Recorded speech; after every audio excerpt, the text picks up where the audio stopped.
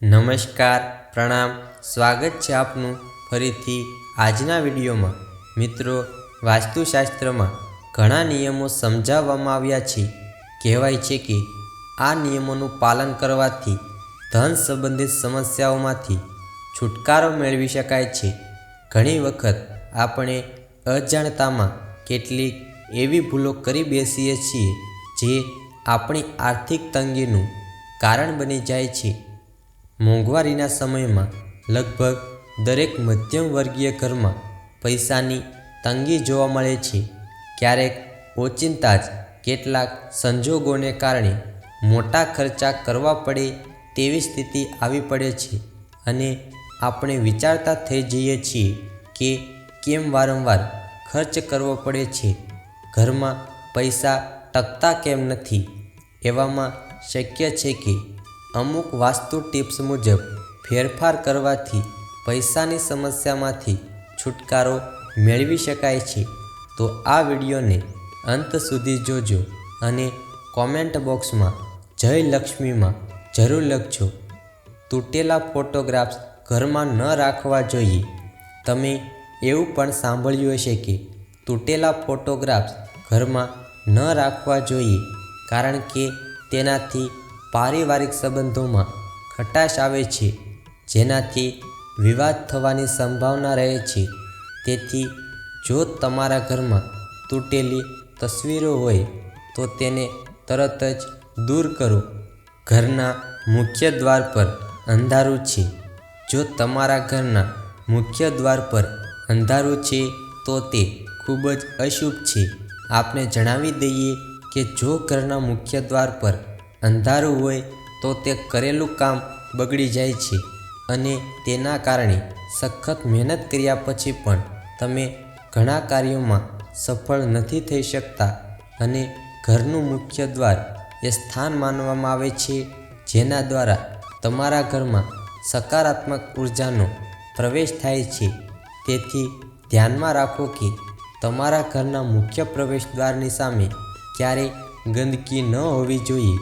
સવારે ઉઠ્યા પછી સૌથી પહેલું કામ એ કરવું જોઈએ કે ઘરનો મુખ્ય દરવાજો થોડીવાર માટે ખોલવો અને મુખ્ય દરવાજો સાફ કરવો। ઘરના મુખ્ય દરવાજાને સાફ કરવાથી દેવી લક્ષ્મી તમારા ઘરમાં પ્રવેશ કરે છે અને તમારા ઘરમાં સુખ અને સમૃદ્ધિ લાવે છે। દરવાજા અને બારીઓ ખુલ્લી ન રાખો।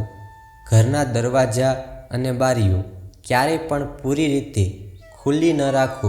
આપને જણાવી દઈએ કે આમ કરવાથી ઘરમાં વિચલન અને નકારાત્મક ઉર્જાનો પ્રવેશ થઈ શકે છે। રાત્રે આ વસ્તુઓનો ઉપયોગ ન કરો। વાસ્તુશાસ્ત્ર અનુસાર તમારે રાત્રે પરફ્યુમ જેવી વસ્તુઓનો ઉપયોગ ન કરવો જોઈએ કારણ કે મજબૂત સુગંધ તમારા ઘરમાં નકારાત્મક ઉર્જા પેદા કરી શકે છે। ઘરમાં વસ્તુઓને વ્યવસ્થિત રાખો। જો તમે તમારા કપડાં, ચપ્પલ, જૂતા વગેરેને વ્યવસ્થિત રાખ્યા વિના ઘરમાં અહીં ત્યાં ફેંકી દો છો તો તે ખૂબ જ ખોટું છે કારણ કે આવું કરવાથી દેવી લક્ષ્મી ખૂબ જ ગુસ્સે થાય છે। તમારા ઘરમાં પૈસાની ખોટ થઈ શકે છે। સવારે વાસણો ન છોડો। જો તમને રાત્રે જમ્યા બાદ સવારે વાસણો ધોવા માટે છોડી દેવાની આદત હોય તો તે ખૂબ જ ખરાબ આદત છે। વાસ્તુશાસ્ત્ર અનુસાર આ કરવાથી માતા લક્ષ્મીજી અને માતા અન્નપૂર્ણા તમારાથી ગુસ્સે થઈ શકે છે, જેની અસર તમારી આર્થિક સ્થિતિ પર પણ પડી શકે છે। ઘરમાં દેવી દેવતાઓની તૂટેલી મૂર્તિઓ ન રાખવી। કેટલાક લોકો પૂજા સ્થાનમાં મૂર્તિ તૂટી જાય ત્યારે આવું કરે છે અને તેમ છતાં તેઓ તે મૂર્તિની પૂજા કરતા રહે છે। તે માત્ર સાચું નથી। આવું કરવું વાસ્તુશાસ્ત્રમાં ખોટું માનવામાં આવે છે। ઘરમાં દેવી દેવતાઓની તૂટેલી મૂર્તિઓ ન રાખવી જોઈએ। જો તમારા ઘરમાં કોઈ મૂર્તિ તૂટી જાય તો તેને વહેતા પાણીમાં વિસર્જિત કરવી જોઈએ। આમ કરવાથી મૂર્તિના દોષ દૂર થાય છે। અહીં કચરા પેટી ન રાખો.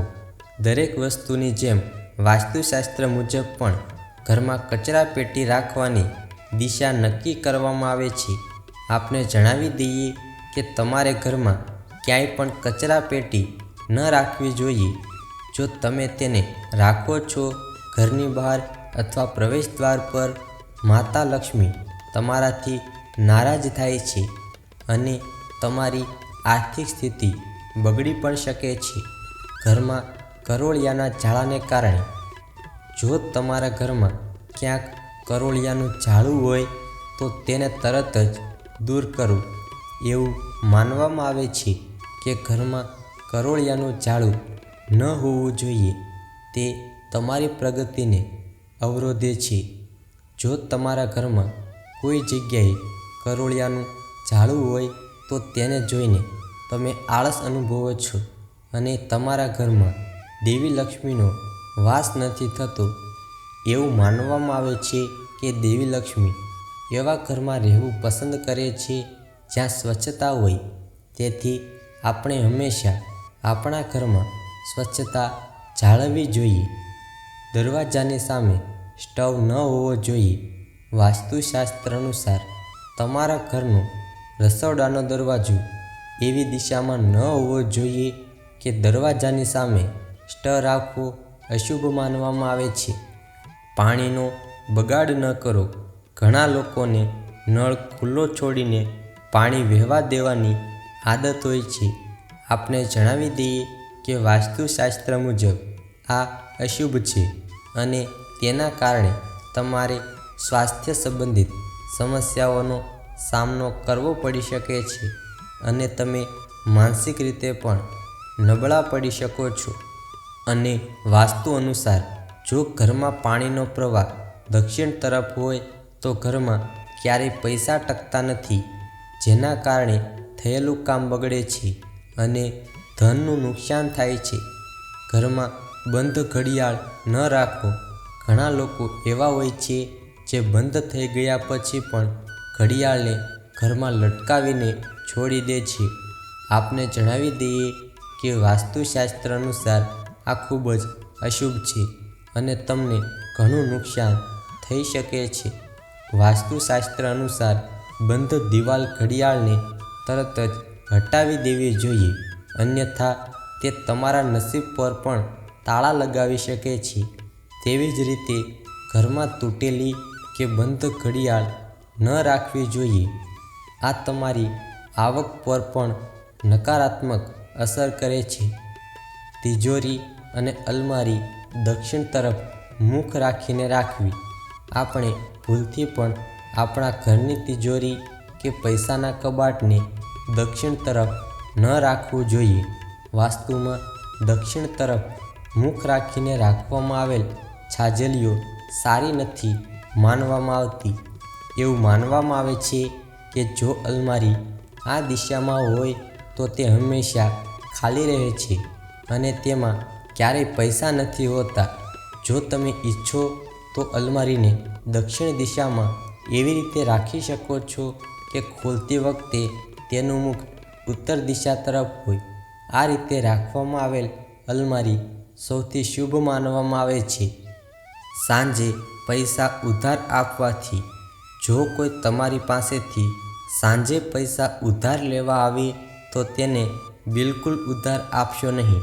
બીજાને મદદ કરવી એ સારી બાબત છે, પરંતુ ભૂલથી પણ વહેલી સવારે કે સાંજના સમયે કોઈને પૈસા ઉધાર ન આપો. આમ કરવાથી દેવી લક્ષ્મી તમારાથી નારાજ થઈને તમારું ઘર છોડીને ચાલ્યા જાય છે. સાંજે કોઈને પૈસા ઉધાર ન આપો. સાંજના સમયે ઝાડુ કરવું ધન હાનિનું કારણ બની શકે છે. વાસ્તુશાસ્ત્ર અનુસાર એવું માનવામાં આવે છે કે સાંજે ઝાડુ કરવાથી ઘરમાં દરિદ્રતા આવે છે અને ધનની દેવી લક્ષ્મી આપણાથી નારાજ થઈ જાય છે અને અલક્ષ્મી ત્યાં નિવાસ કરે છે. તેથી તમને આ ન કરવાની સલાહ આપવામાં આવે છે. કદાચ તમારા ઘરમાં આર્થિક નુકસાન થવાનું મુખ્ય કારણ સાંજે ઝાડુ મારવાની તમારી આદત છે. તમારે તેને તરત જ બદલાવવાની જરૂર છે. રસોડું આવું ન હોવું જોઈએ. વાસ્તુશાસ્ત્ર અનુસાર હંમેશા ગેસ કે સ્ટવ પર વાસણો રાખવાનું શુભ માનવામાં આવતું નથી. પૂજા ખંડ પછી રસોડાને સૌથી પવિત્ર માનવામાં આવે છે, કારણ કે તેમાં અનેક દેવી દેવતાઓનો વાસ હોય છે. તેથી વાસણો હંમેશા ગેસ પર ન રાખવા જોઈએ. ઉપરાંત ઘણા લોકો રસોડામાં દવાઓ રાખે છે, જે અયોગ્ય છે, જેના કારણે ઘરમાં કોઈ બીમાર પડે છે અને આવકના તમામ સ્ત્રોત ખતમ થવા લાગે છે. રાત્રે સિંકમાં ગંદા વાસણો છોડવા. આપણે ઘણીવાર રાત્રે ગંદા વાસણો રસોડાના સિંકમાં મૂકી દઈએ છીએ અને આ વાસણોમાંથી નકારાત્મક ઉર્જા આખી રાત આખા ઘરમાં ફેલાઈ જાય છે. જો તમારા ઘરમાં પણ આ આદતનું પાલન કરવામાં આવે છે, તો તેને તરત જ બદલાવવાની જરૂર છે, જેથી પૈસાની ખોટથી બચી શકાય. ચામાચીડિયાનું રહેઠાણ અશુભ. વાસ્તુશાસ્ત્ર અનુસાર ઘરમાં ચામાચીડિયાનું નિવાસ અશુભ માનવામાં આવે છે અને તેના કારણે તમારા ઘરમાં હંમેશા વાસ્તુ દોષ રહે છે. તેથી તમારે એવા ઉપાય કરવા જોઈએ કે જેથી ચામાચીડિયા જેવા પક્ષીઓ ઘરમાં ન આવે. ડાઇનિંગ ટેબલ આવું હોવું જોઈએ. ગોળ કે અંડાકારને બદલે ચોરસ ડાઇનિંગ ટેબલનો ઉપયોગ કરો. વાસ્તુશાસ્ત્ર અનુસાર ઘર ગંદુ હોય છે ત્યાં ન તો દેવી લક્ષ્મીનો આશીર્વાદ છે કે ન તો ધનમાં કોઈ વધારો થાય છે. તેથી તમારે તમારા ઘરને હંમેશા સાફ રાખવું જોઈએ. દરેક વસ્તુને યોગ્ય રીતે રાખવાથી સકારાત્મક ઉર્જા વધે છે. આ સાથે અઠવાડિયામાં એકવાર મોપ પાણીમાં મીઠું નાખો. મુખ્ય દ્વારની સામે ન હોવી જોઈએ આ વસ્તુઓ.